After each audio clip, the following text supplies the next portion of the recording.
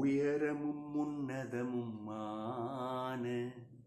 சிங்காசனத்தில் வீற்றிருக்கும் சேனைகளின் கர்த்தராகிய ராஜாவை என் கண்கள் காணட்டும். சேனைகளின் கர்த்தர் பரிசுத்தர், சேனைகளின் கர்த்தர் பரிசுத்தர், சேனைகளின் கர்த்தர் பரிசுத்தர். பரிசுத்த பரிசுத்தரே, நீ பரிசுத்த பரிசுத்தரே, பரிசுத்த பரிசுத்தரே, நீ பரிசுத்த பரிசுத்தரே. ஆம் தகப்பனே, உயரமும் உன்னதமான கர்த்தரே, நீர் பரிசுத்த. பரிசுத்தத்தின் தெய்வத்தை வந்து தொழுது கொள்வதற்கு எங்களுக்கு பாக்கியத்தை தந்திருக்கிறீரே, நன்றி.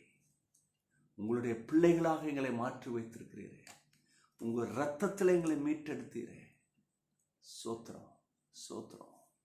இன்னைக்கு அநேகர் தேவனே இருதயத்தில் துக்கம், கவலை, சில பேர் பாவத்தில் விழுந்துட்டாங்க. எனக்கு திரும்பி வாழ்வு கிடைக்குமா? சேனைகளின் கர்த்தர், உன்னதமான கர்த்தர், இன்னைக்கும் உங்க பிள்ளைகளுக்கு மன்னிப்பை கொடுக்குறீங்க, மீட்பை கொடுக்குறீங்க, ஜெயத்தை கொடுக்குறீங்க. அநேகர் போராட்டத்தில் இருக்கிறவர்களுக்கு கண்ணீரை துடைத்து பலப்படுத்துறீங்க. ஜெபித்து கொண்டிருக்கிறவங்க மேல தேவ மகிமை இறங்கி கொண்டிருப்பதற்கு நன்றி. பலன் இறங்கி கொண்டிருப்பதற்கு நன்றி. உமது அனுக்கிரகம் இறங்கி கொண்டிருப்பதற்கு நன்றி. இன்னைக்கு வேலைக்கு போறாங்க, இன்டர்வியூ, தேவ அபிஷேகம் பிள்ளைகள் மேல இறங்கட்டும். அதே போல இன்னைக்கு பிள்ளைகள் அநேக அவங்களுடைய பிஸ்னஸ் ஒரு புதிய ஆர்டர் வந்திருக்கு, அதில் கையை வைக்கிறாங்க. பிள்ளைகள் விருத்தி அடையட்டும். ஆமென். சக்சஸ் ஆகட்டும். கர்த்தர் அவங்க கரங்களை ஸ்திரப்படுத்துவதற்கு நன்றி. ஆமென் ஆமென். தேவனால் கூடாத காரியம் ஒன்றும் இல்லை. நம்புறீங்களா? ஆமென். சகரியா 4:6 பலத்தினாலும் அல்ல, பராக்கிரமத்தினாலும் அல்ல, என்னுடைய ஆவினாலே ஆகும் என்று சேனைகளின் கர்த்தர் சொல்கிறார். தேவ மக்களே, இன்னைக்கு அநேகர் சில விஷயங்கள், அவங்களுடைய பிஸ்னஸாக இருக்கட்டும், அவங்க குடும்ப ஜீவியமாக இருக்கட்டும், சில ஒரு டேர்னிங் பாயிண்ட் வேணும். கரெக்டு தான். ஒரு ஆசீர்வாதம் வேணும், ஒரு முன்னேற்றம் வேணும், சாதிக்கணும், ஜெயம் எடுக்கணும், வளர்ச்சி வேணும். ஆனால் கவனிங்க, இது எப்படி நடக்கும்னா ஏதோ பலத்தில் பராக்கிரமத்தில் அல்ல. சில பேர் பலத்துக்கு தங்களை எக்யூப் பண்ணிட்டு இருக்கிறாங்க பாருங்க, பராக்கிரமத்துக்கு எங்கெங்கேயோ அவங்க கற்றுக்கொண்டு பார்த்து அறிந்து விசாரித்து அவங்கள பார்த்து இப்படின்னா கற்றுக்கொண்டு எப்படியோ பலத்திலும் பராக்கிரமத்திலும் இது பண்ணணும், இப்படி டீல் பண்ணணும், இப்படி பேசணும். ஆனால் பைபிள் சொல்லுது அது அல்ல. அப்படின்னா அதனால முடியாது. நல்லா கவனிங்க. பைபிள் சொல்கிறத கவனிச்சிட்டிங்கனாலே வாழ்க்கை அற்புதமாய் வழங்கிடும், மாறும். வார்த்தையை கவனிக்காதனால தான் பிரச்சனை. நம்ம இன்னைக்கு கவனம் எங்கே இருக்குன்னா உலகத்தில் இருக்குது. அவங்க என்ன செய்கிறாங்க, இவங்க எப்படி முன்னேறினாங்க, இப்படி பார்த்துட்ருக்குறோம். நீங்கள் கடவுள் என்ன சொல்கிறாருன்னு கவனிங்க. அவனை காட்டிலும் நம்ம பலத்திருப்போம், ஆசீர்வதிக்கப்பட்டவர்களாக இருப்போம். அப்போ பைபிள் ரொம்ப கிளியராக சொல்லுது, பலத்திலும் அல்ல, பராக்கிரமத்தும் அல்ல, என்னுடைய ஆவியில, தேவ ஆவி தான், த ஸ்பிரிட் ஆஃப் காட். அங்கே தான் உன்னுடைய ஆசீர்வாதம் இருக்குது, அங்கே தான் உன் முன்னேற்றம் இருக்குது. நீ ஒவ்வொரு நாளும் தேவ சமூகத்தில் அர்ப்பணித்து தேவ ஆவியில நிரம்புறியா? தேவ ஆவியில அந்த நாளை ஆரம்பிக்கிறியா? அதை வைங்க. நிறைய பேருக்கு பரிசுத்த ஆவியானவர்னால என்னமோ ஒரு வித்தியாசமாக தான் பார்ப்பாங்க. அந்நியர் போல என் கூட தான் இருக்கிறாரு. ஐயோ சார்,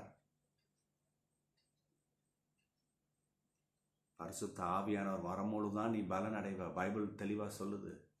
நீ அப்பதான் சாட்சியா இருப்ப இல்லையா?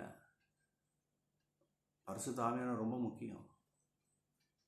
எதுக்கு இயேசு கிறிஸ்து அவர் பரமேறும் பொழுது தேற்றவாளன் அனுப்பி வச்சாரு? நமக்கு ரொம்ப அவசியங்க. அவர் இல்லாமல் வாழ முடியாது. நிறைய பேர் இயேசுவானவரே நீங்கள் இருந்தீங்க, எவ்வளோ நல்லா இருந்துச்சு, இப்போ நீங்கள் கிளம்பி போகிறீங்க. இல்லைப்பா, நான் அனுப்பி வைக்கிறேன் தேற்றவாளன், நீ ஏன் கலங்குற? பாருங்க, அனுப்பி வச்சிருக்கிறாரு. நம்ம கூப்பிட்டா தானே, நம்ம தான் வேற மாதிரி நினச்சிட்டு இருக்கோமே. நல்லா கவனிங்க. பரிசுத்த ஆவியானவர் வந்தார்னா சரி பண்ண முடியாத சரி பண்ணுவார்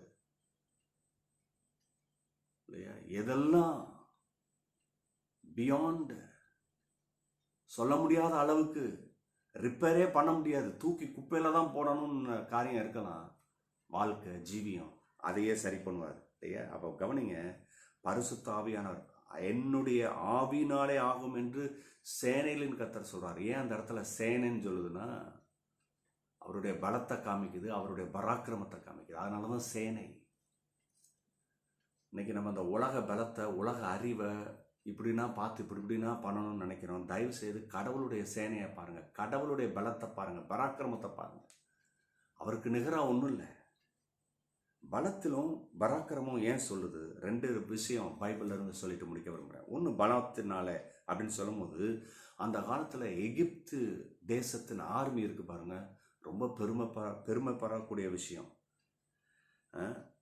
யாத்திராகமம் 14:28 வாசித்து பார்த்தீங்கன்னா, அந்த ஜலம் திரும்பி வந்து ரதங்களையும் குதிரை வீரர்களையும் பார்வனுடைய இராணுவம் அனைத்தையும் மூடிக்கொண்டது.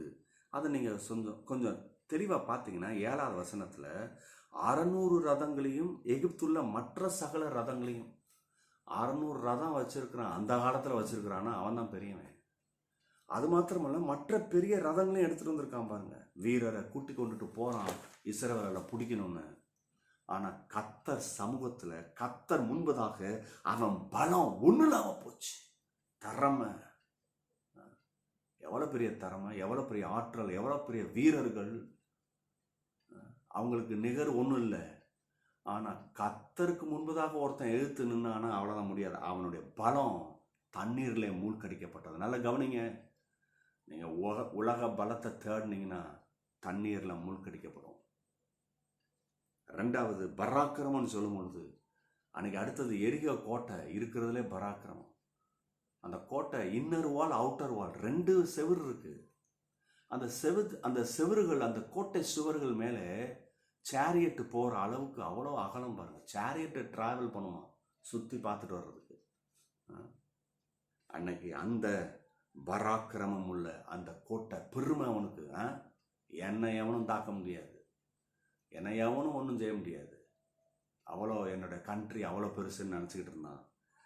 வெறும் துதி ஆராதனை இல்லை. இன்னைக்கு நிறைய பேர் சாதாரணமாக நினைக்கிறீங்க பாடி ஆராதிக்கிறது. ஏன் அவ்வப்போது நான் பாடல் பாடுறேன், துதிக்கிறேன். துதி சாதாரண காரியம் இல்லைங்க, ஆராதிக்கிறது சாதாரண விஷயம் இல்லை. அதனால தான் நீங்கள் எப்போ பார்த்தாலும் துதிக்க பழகுங்க. துதிக்கு அவ்வளோ பெரிய பலன் இருக்கு. கோட்டைகள் இடிஞ்சு விழும். இன்னைக்கு உங்களை தடுத்துட்டு இருக்கிறது, உங்களை முன்னேற விடாமல் தடுக்குது, அந்த கோட்டை இடிஞ்சு விழும். துதிக்க பழகுங்க, புலம்புறதை நிறுத்துங்க. நீ பிரைஸ் காட், அந்த சுவர்கள் அப்படியே சர என்று சரிந்து விழும். கர்த்தர் பெரிய காரியங்களை செய்வார். கவனித்துக் கொள்ளுங்க. இன்னைக்கு உங்க வெற்றி எதுல இருக்குன்னு சொன்னா தேவாவில இருக்கு. எல்லாரும் கரங்களை உயர்த்தாப்பா, பிள்ளைகளை ஆசீர்வதிக்கிறேன். தேவாவில போய் உங்களுடைய பரிசுத்த ஆவியிலே ஜெயம் எடுக்கட்டும், வாழட்டும், சுகித்திருக்கட்டும். ஆமேன். God bless you. போய் ஜெயம் எடுங்க. ஆமேன்.